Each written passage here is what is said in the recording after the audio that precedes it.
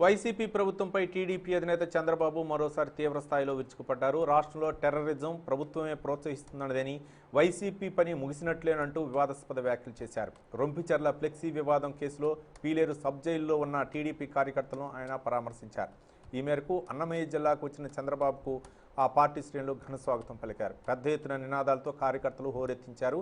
CM Jagan Reddy చేసిన తన కార్యకర్తలను జైల్లో పెట్టించారని, పండగ పూట వారి కోసం జైలుకు వచ్చారని చంద్రబాబు ఈ సందర్భంగా తెలిపారు.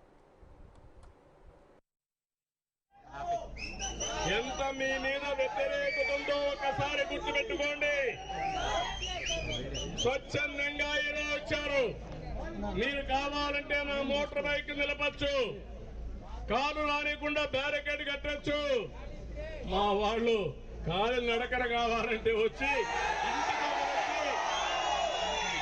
వీరోచితంగా పోరాడతారు. మీరు ఆపగలుగుతారా?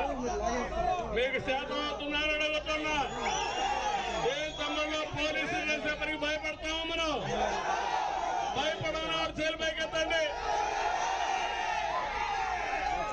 గుర్తుపెట్టుకోవాలి, మీరు ఎవ్వడు ఇక్కడ భయపడే వాళ్ళు లేడు. రాజ్యాంగం హక్కులు ఇచ్చింది. తీవ్రంగా వ్యతిరేకిస్తున్నా, గర్హిస్తున్నా, ఒకే మాట చెప్తున్నా, ఎవరైతే నా కార్యకర్తలు కొట్టిన ఆఫీసర్లను మాత్రం వదిలిపెట్టరని మరొకసారి హెచ్చరిస్తూ, పెద్దిరెడ్డి నీ పని అయిపోయింది.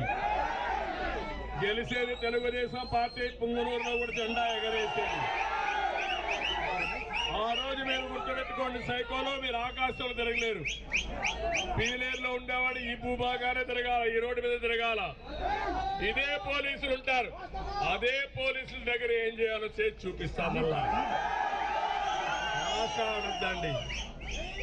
మీ మారిగా నీచంగా నేను ఆలోచించాను.